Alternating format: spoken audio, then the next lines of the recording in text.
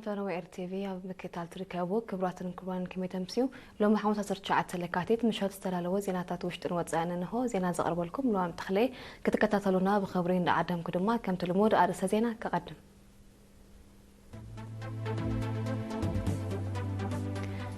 بايتو زوا مأكل عد كنان مختن لمعتن بزبل تيما برئيسان 4 سرع عقيبو أكانيعو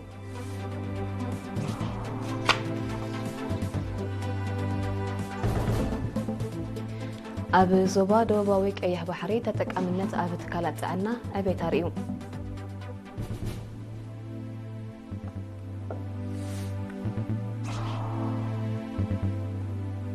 أب نوزوبا أوردت عقابا موكلاوي أقرب طبق وزيد ترخيبون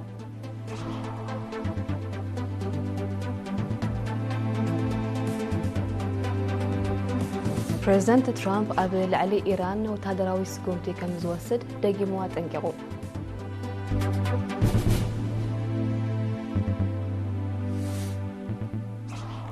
إوروباوي حبرت أب تاريخو زخف قطباوي قلولاو أقاطيمو كم زلو تقليتو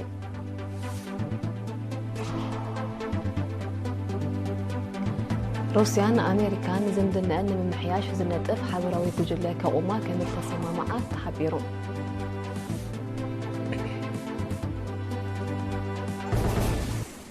نبي زرزرو كنسكر بايتو زوا ماكل بربيسان 4 سرع أخيبو أب الدراش من محضر زوا ماكل أب زكنا علو أب إسرائيل حموشن إذا تعمل اتفتات زرزراوي تقبصاب بمقرب أب مدبات إسرائيل شدوشن زتيو وكيل أينا يوناتان عبيون زدالو تقبصاب بيتروس منغس كأربوي بايتو زوا ماكل عدكنا نمختن لمعاتن بزبل تيما تمالي 18 لكاتيت مبل 24 سرعة خيبو أكانيعون أبوان بايتو أتو أبراهام سمرة أبزس معقال ببتصلاتو 3 المدبات بمنصر تلوخو هلو مدرخ ككانة سلزقبا أبالات بايتو أبز مدايزي بنقحات كساتفو كم زقبا قليتون أبتقات أمي شماقلتات كتباو لمعات محبراو أقلقلوت بهلن لمدن كومون حقن سرعاتن كاب مبال 23 أخيبان نجو ناي زعام مؤون فتات زرزراو تصابصابا تقريبا تساتفتي دحر زكايد وزته تريت كتما زدوون تريوتات موررياق قبرلو حترت أقلقلوت هزباو موقعزيا فتحك الناديلو زتعصوا هزباويان عين مدري مسارتاو صقانات غيرولن ناب أقلقلوت نمملاسن كسراح أب وان كرامات علاقلق زفتر معباس فانياتورات دما فتح كنا ديلو أزاخيرهم بايتو أب موداتا وانا وشجرات هزبي زكال المدبات قدام النت كوابو بقعت تمرتن من محياش سلساو زمدنا كدلدل متصقان ناي قطران صرقياتات كغطل نممرحيتات بعال مزم وقعزيا مدرز تحسات تشكركرتي سقمتي كوسددلن كومون تكالات محبرا أقولقلوت نمتصقان زدلي ترى نقرات كفتح زبل لبواتا تحليفون وانا كايد سراح من محدار زوا معكل أتو زريت تولد برهان نمدبات كل تشحين 26 عمل كيتون نبايتو أبزهابو مقلتي نتفتات معكاب ماين حامدن بزحايلة كدفعلو بمسمر زعدل ماين مسفاح مسراح أب 4 عدتات ديقاتات نمهنات زدلي نتفتات كياسان مدلواتن مكيات متتتاو صحاو صعات أب مسناو لمعات كومون معكاب ماين حامدن مدلاو وخل فرستاتن كابتوم تبقاقي سمزلو كاند مدبات مخانم قليصون أب زوبا دوباوك بحري تتكامنتا بتكالات عنا عبيد كم زرعيه زحلفة صولوسن ربعن أب استخايدة قمقام تقليصو وكيل أرينا عيسى محمد زدالو تسابساب ميكايل حارقو كأربوي أب زوبا دوباوك بحري هزبي أب قلقلت عنا أطريو بزلو العنوحات تتكامنتو أب ستواددات تكالات كم زعابي جنفر ميسرت عنا بعصوتو شوعاتن عصوتو شومونتن لكاتيت أب زكايدو قمقام تقبار مربات كلتشن عصان حاموشن تقليصو أبتي مينيستر أمينة نور حسين محدار زوبا أمباسادر محمد سعيد مانتاين زترغبو الأخيبا حالفتي نو زوباتاتن أهدوتاتن نتقبار الصوت أنا مربات بمنصر زحالف عمت تراكم من مشارختن أم معوات مربات عنا كمون أبقرب مدهانيس عقم 7 مسارحتاتن زملكت صابات كقربو خلو بعنقت تقمقيمو دايركتور نايتي جنفر دكتور علي حالو بزقربو صاب أو كلتشن 25 كابزو توطنا حافشاو مربات سواء شوعتن ميتويت كم تتقبر بمقلاص شفنا كتابت بحافشا سواء 5 ميتويت كتابت تحت حدا عمد دما 100 ميتويت كم زنبره كمو نابتكالات عنا بحاجز موياوان ناي زحارسا نفس الصورات قطري ناي 10 ميتويت عبيد كم زمزقبه أبريوم تساتفتي أبزهابو ريتو أب كوماوي هوسبيتالات طيعون عدن أقلقلوت متوحتك التأتاتو ጽገና ዘድልዮ ትሕተ ቅርጺ ትካላት ጥዕና ቆላሕታ ክግበረሉ ኣብ ድኳናት ዝሽየጥ ብቕዓቱ ዘይተረጋገጸ መጸባበቒ ክሬማት ድማ መውረርያ ክግበረሉ ኣዘኻኺሮም። ሚኒስተር ኣሚና ኣብ ዘመሓላለፈቶ መልእኽቲ ኣገልግሎት ጥዕና ንመምዕባልን ንምስፋሕን ናይ ርሑቕን ቀረባን ውጥን ተሳኢሉ ይስራሓሉ ከም ዘሎ ብምጥቃስ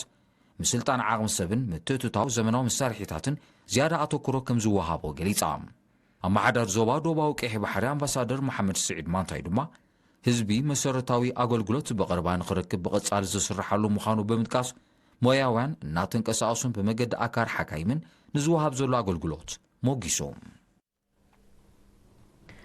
ኣብ ንዑስ ዞባ ኣወርዳት ዝርከብ መበቆላዊ ኣግራብ ብሓፈሻ ዓርኮ ከባቢ ድማ ብፍላይ ንምዕቃብ ዝካየድ ዘሎ ጻዕሪ ጽቡቕ ውጽኢት ይርከቦ ከም ዘሎ ተገሊጹ። ሓላፊ ቁጥጥር ሃብቲ ገረብን እንስሳት ዘገዳምን ኣቶ ተኽልያ ገብረ ኢየሱስ ኣብ ዝሃቦ ሓበሬታ ኣብ ገማገም ሩባ ባርካ ዝርከብ ዓርኮ ከባቢ ንጥፈታት መስኖኣዊ ሕርሻ ከይበርስ ዕቱብ ምክትታልን ቁጥጥርን ከም ዝግበር ብምግላጽ መረዳእታ ሕብረተሰብ እናበረኸ ብምምጽኡ እውን መጠን ብርሰት ከም ዘንቆልቆለ ኣረድዩ። ብሰንኪ ባህርያውን ሰብ ሰርሖን ሓደጋታት ኣብ ልዕሊ መበቆላዊ ኣግራብ ዘጋጥም ብርሰት ንምክታእን ንዝበረሰ ንምትካእን ሓሓሊፉ ዝውሰድ ተበግሶ ከም ዘሎ ጠቒሱ ድማ ብዝለዓለ ከም ዝስራሓሉ ገሊጹ።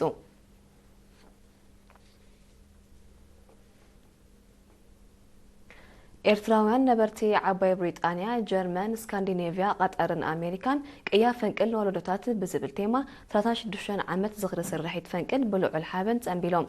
ጋዜጠኛ ኣርሴማ ኣስመሮም ዘደወሃደቶ ትሕዝቶ ያሲን ሳልሕ። ኤርትራውያን ነበርቲ ዓባይ ብሪጣንያ ብ14 ለካቲት ኣብ ከተማ ሎንደን ኣብ ዘካየድዎ ጽምብል ሓላፊ ህዝባውን ከማውን ጉዳያት ኣቶ ተወልደ ዮሃንስ ኣብ ዘስማዕ ቃል ስርሒት ፈንቅል መስተንክራዊ ጅግንነትን ቆራጽነትን ህዝብን ተጋዳላይን ዝተመስከረሉ ባብ ሓርነት ዘርሓወ ከምኡውን ጽልዋ ሓርነታዊ ሰውራና ብዓለም ደረጃ ዝዓብየሉ ምንባሩ ገሊጹ። ብተመሳሳሊ ኣብ ጀርመን ከተማታት ፍራንክፈርት፣ ኑርንበርግ፣ ቡቨርታል፣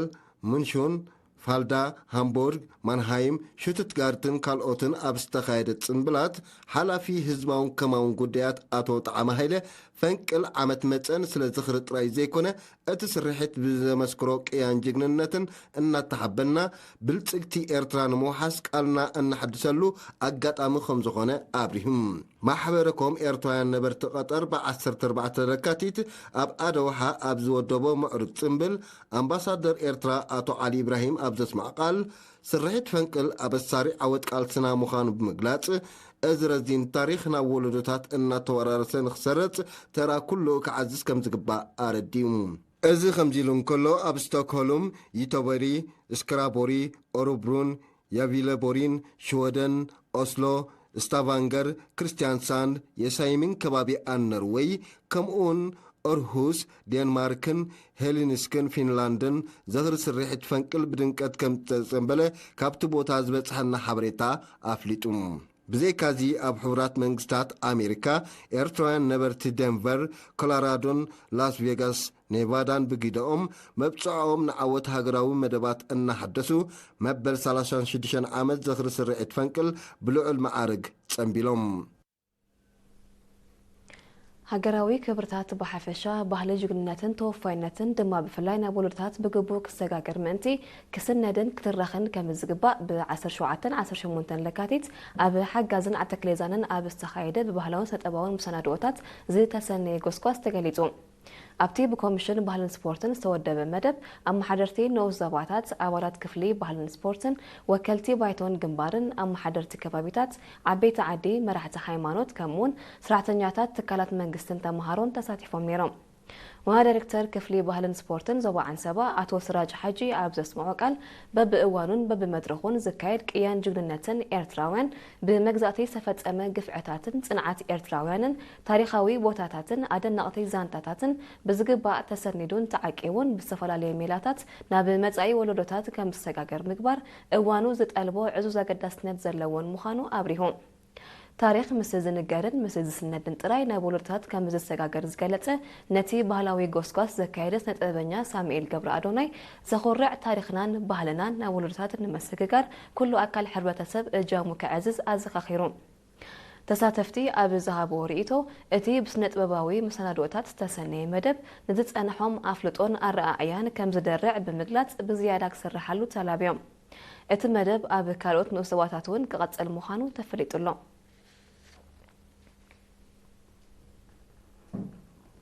ኣብ ኮማዊ ሆስፒታል ጎልጅ ጎንጎንቲ ዝውሃብ ስሩዕ ሕክምናዊ ኣገልግሎት ዘይተመሓለፍቲ ሕማማት ንምቁፅጻር ልዑል ኣቓልቦ ተዋሂቡ ይስራሓሉ ከም ዘሎ ተሓቢሩ ዶክተር ነቢል ዮሱፍ ኣብ ዝሃቦ ሓበሬታ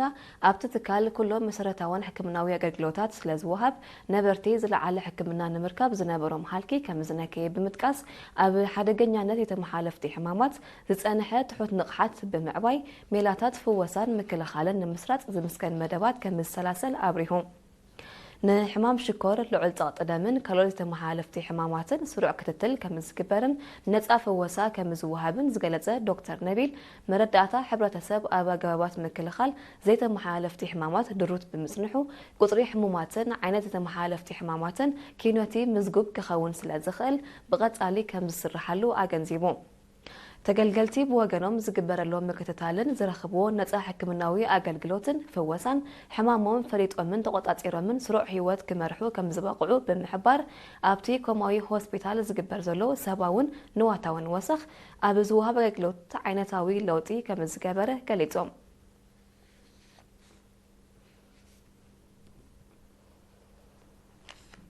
ኣብ ንኡስ ዞባ ጊንዳዕ ብቕዓት መስርሕ ምምሃርን ምስትምሃርን ንምሕያልን ውፅኢት ተምሃሮን ንምምሕያሽን ዝዓለመ ዘተ ብ16 ለካቲት ተኻይዱ ሓላፊ ቤት ትምህርቲ ናይቲ ንኡስ ዞባ መምህር ሱሌማን ማሕሙድ ኣብ ዝሃቦ መግለጺ ኩነታት ትምህርትን ተምሃሮን ንምፍላጥ ከምኡውን ዘጋጥሙ ብድሆታትን ሕፅረታትን ኣለሊኻ ፍታሕ ንምንዳይ ዝዓለመ ርክብ ምዃኑ ብምጥቃስ ተራ መሻርክቲ ኣካላት ክዓዝዝ ተላብዩ መስርሕ ምምሃርን ምስትምሃርን ንምሕያል ኣማእዛኒ ሓሳባት ዘቕረበት ወኪል ጨንፈር ትምህርቲ ዞባ ሰሜን ቀይሕ ባሕሪ መምህር ኣምና ሳልሕ ውፅኢት ተምሃሮ ኣብቲ ዝድለ ደረጃ ስለ ዘይበጽሐ ስሉሳዊ ዝምድና ብምሕያል ንዝሓሸ ብቕዓትን ተወዳዳርነትን ክስራሕ ጸዊዓ ተሳተፍቲ ድሕሪ ዘካየድዎ ዘተ ኩነታት ናይቶም ብሸለልትነት ዝተርፉን ዘቋርጹን ከምኡውን መርዓ ትሕቲ ዕድመ ደቂ ኣንስትዮ ዕቱብ ምክትታል ክግበረሉ ምሕያል ክለባትን ስልጠና መምህራንን ክድፍኣሉ ከምኡውን ሰብኺሰግማዊ መነባብሮ ኣሉታዊ ጽልዋ ይፈጥር ስለ ዘሎ ፍታሕ ክናደየሉ ዝብል ርእቶታት ኣቕሪቦም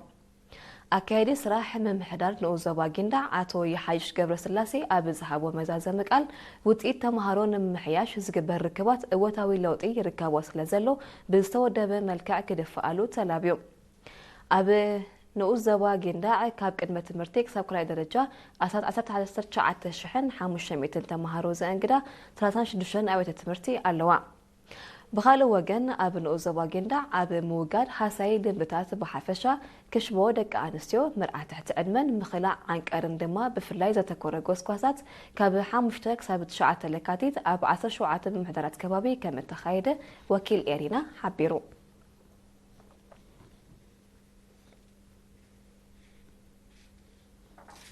ክቡራትን ክቡራንን ቀጥሉ ዝቐርብ ዜና ዛይር ምክትታልኩም ደጊመ ብኽብሪ ዓድም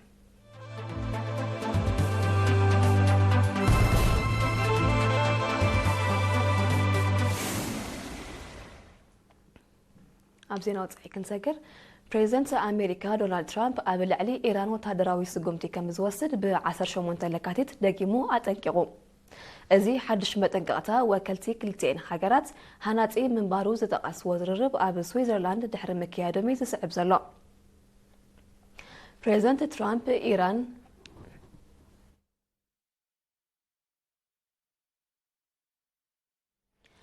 ፕሬዚደንት ትራምፕ ኢራን ብጉዳይ ኒክሌሳዊ መደባታ ኣብ ዝቐልጠፈ እዋን ኣብ ስምምዕ ምስ ዘይትበጽሕ ኣብ ልዕሊኣ ከቢድ ስጉምቲ ከም ዝውሰድ ገሊጹ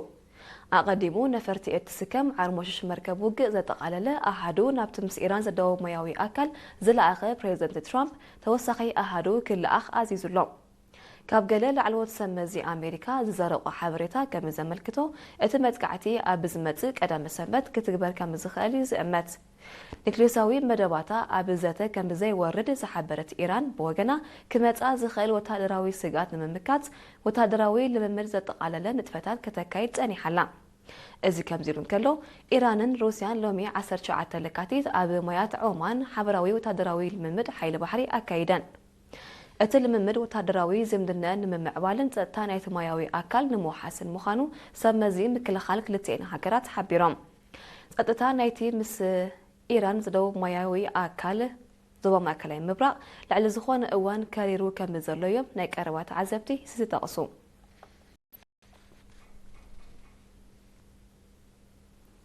ኤውሮጳዊ ሕብረት ኣብ ታሪኹ ዝኸፍአ ቁጠባዊ ቅልውላው ኣጋጢምዎ ከም ዘሎ ስሎቫክያ ሓቢራ ጉጉይ ፖሊሲታትን መሪሕነትን ጥንቅቲ ክስተት ምዃኑ ዝገለጸ ቀዳማይ ሚኒስትር ስሎቫክያ ሮበርት ፊኮ ኣባል ሃገራት ነቲ ፀገም ንምፍታሕ ሓበራዊ ተበግሶ ይወስዳ ከም ዘየለዋ ኣረድዩ እቲ ሕብረት ብጉዳይ ኩናት ዩክሬን ኣብ ልዕሊ ሩስያ ዘጽድቆ ዘሎ እገዳታት ንውሽጣዊ ፀገማቱ መሊሱ የጋደዶ ከም ዘሎ እዩ ዝገልጽ ኤውሮጳዊ ሕብረት ሸመተ ባህርያዊ ጋዝ ሩስያ ክሳብ 2027 ተቕሊሉ ከቋርጾ ወጢሩ ከም ዘሎ ዝፍለጥ ኮይኑ ነቲ ስጉምቲ ካብ ነፍሰ ቅትለት ፈልዩ ከም ዘይርኦ ቀዳማይ ሚኒስትር ፊኮ ኣጠንቂቑሎ ዝዓበየ ናይ ባህርያዊ ጋዝ ጠለባትን ካብ ሩስያ ክረኽብኦ ዝጸንሓ ሓያሎ ሃገራት ኤውሮጳ ድሕሪ ምውላዕ ኩናት ዩክሬን እቲ መጠን ከም ዘንቆልቆለ ይፍለጥ ከም ሳዕቤኑ ኤውሮጳዊ ሕብረት ኣብ ዝሓለፈ 3 ዓመታት ልዕሊ 1.3 ትሪልዮን ዩሮ ቁጠባዊ ክሳራታት ከም ዘጋጠሞ ጸብጻባት የረድኡ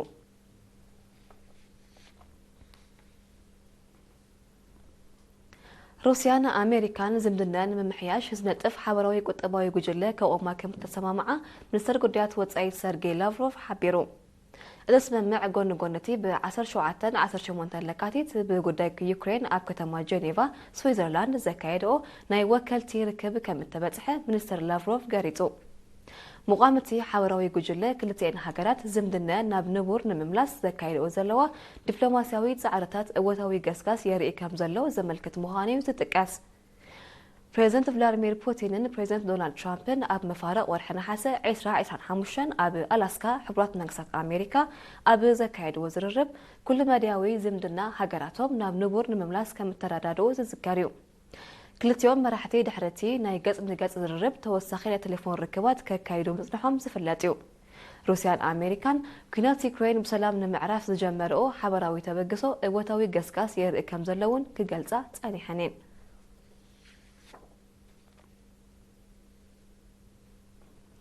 ኤውሮጳዊ ሕብረት ኣብ ልዕሊ ዚምባብዌ ኣጽኒዕዎ ዝጸንሐ እገዳ ኣጽዋር ብሓደ ዓመት ከም ዘናውሖ ኣፍሊጡ እዚ ስጉምቲ እዚ ነቲ እገዳ ብዝምልከት ድሕሪ ዝተኻየደ ዓመታዊ ገምጋም ከም እተወስደ ቤት ምኽሪ ኤውሮጳዊ ሕብረት ሓቢሩ ብመሰረት ጸብጻብ ባይቶ ኤውሮጳ እቲ ናይ ኣጽዋር እገዳ ክሳብ 20 ለካቲት 2027 ጸኒዑ ክጸንዕ እዩ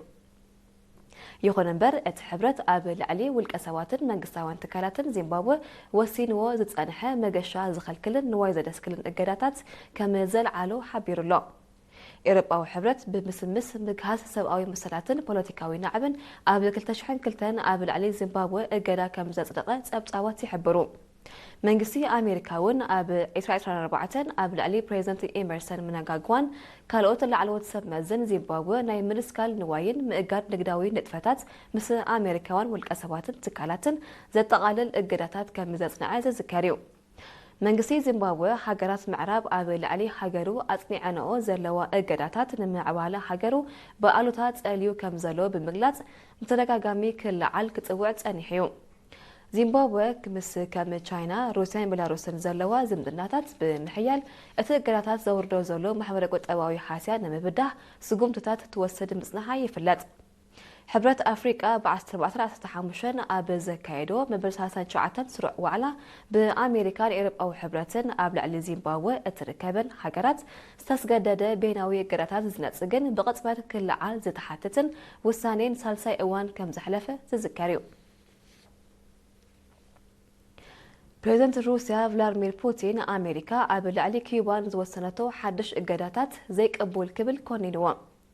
ፕሬዚደንት ፑቲን ነቲ ኩነኔ ዘቕረበ ትማሊ 18 ለካቲት ምስ ሚኒስትር ጉዳያት ወጻኢ ኩባ ብሩኖ ሮድሪገስ ኣብ ከተማ ሞስኮ ኣብ ዘካየዶ ርክብ እዩ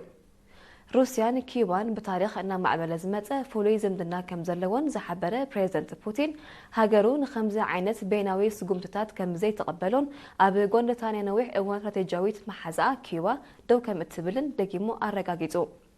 ብዘይካዚ ሚኒስትር ጉዳያት ወጻኢ ሩስያ ሰርጌይ ላቭሮቭ ምስ ሚኒስትር ጉዳያት ወጻኢ ብሩኖ ሮድሪገዝ ኣብ ዝገበሮ ርክብ ኣሜሪካ ኣብ ልዕሊ ኩባ ሙሉእ ናይ ባሕሪ እገዳ ካብ ምጽዳቕ ክትቁጠብ ጸዊዑ ፕሬዚደንት ዶናልድ ትራምፕ ኣብ ዝሓለፈ ቅንያት ናብ ኩባ ሰደድ ነዳዲ ኣብ ልዕሊ ዝገበረ ሃገራት ተወሳኺ ቀረጽ ንምውሳን ዘኽእል ናይ ፈጻሚ ኣካል ትእዛዝ ምኽታሙ ዝዝከር እዩ كمل سجبرنا يزي منجسي كيبا كسعب نزخل حترات ندادين نمكلال قدب عدقي ندادن مقدال نايسراح جزين زركبو سقوم تتات كان بزواسدة زفلاتيو أمريكا كابش حج أتمدن سوسان كلتنا تحيزة قبل على كيبا أصدقاته بزلا بيناوي زي حقاوي الجداتات قبل على تهاجر على 30 بليون دولار زكمت قلت أبوي كسراتات كمزورة ديوم تأبصابات تقصوم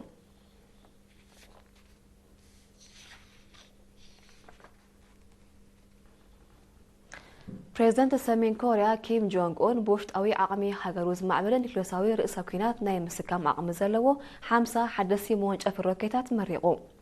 بريزيدنت كيم تمالي 10 شمون تلكاتيت اب كتما بيونغ يانغ اب استخايدس نسرعات اب زهابو مقلصي اتي زمناوي مونجف روكيتات استراتيجياوي تلأخوتات نفصام زخئلو سب سرحو بالحل لعول تكنولوجياتن زعاطقه كم زخونه قليصو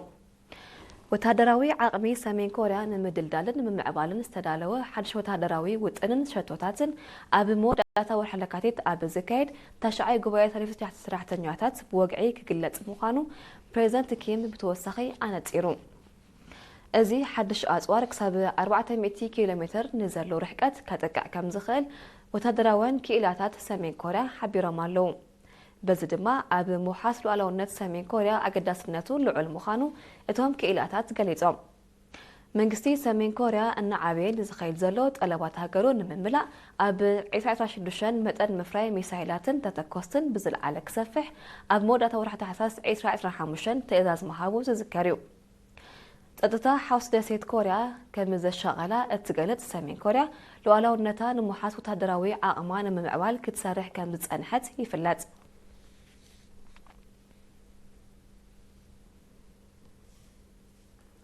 اب ماكلاي كفال نيجيريا اب زركب ناي عدنا بوتا بزغاطمه حدغا لحكي غاز بحروساتان شمونتن سبات كم زموتو معكنات زينا اقاليحن بتي اب كفل هاجر بلاتو زغاطمه حدغا 27 سبات بزوردوم تعناوي صقمات اب تكالات تعنا تعقيبهم كم زلو زحبرو سب مزي سيبيلاو دحنت تهاجر قطري موتات كزايد كم زخيل اميتو مالو مباتاوي تصبصابات كم زحبرو اتلحقي اب تحت المريت اب زركبو جالرياتات بستوهللو مرزام غازات بفلاي دما كربون مونوكسيد كم زصعبيو زقلت زلو منغسي نيجيريا اب تكبابي زكايد نتفتات عدنا بقلطف دو كبلن توسخي مرمرا كايدن ازيزلو اب نيجيريا مسزي حقاوي نتفتات عدنا بزتاساسر تدغاغامي حدغاتات كبيد سباون نواتاون كسراتات كورد مصنحو تصبصابات يحبرو كبراتن كربانن زينا قدم نظامنا ارستاتو كدغمالكم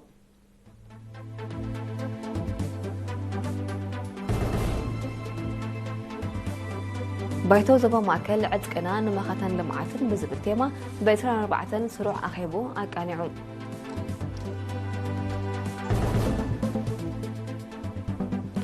اب زبا روباوي قيح بحري تتقامنت اب تكارات عنا عبيتاريو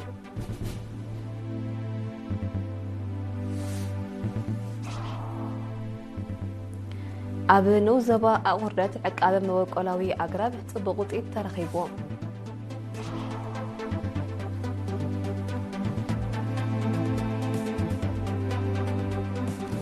بريزيدنت ترامب اب العلي ايران وتهدراوي سقومتي كم زوسد دقي مطنققو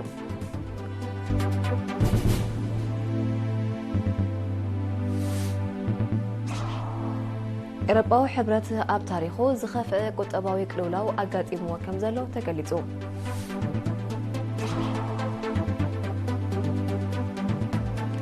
روسيان امريكان زمنا ممحياش زنطف حبراوي بوجله كوما كم تسمع تحبيرو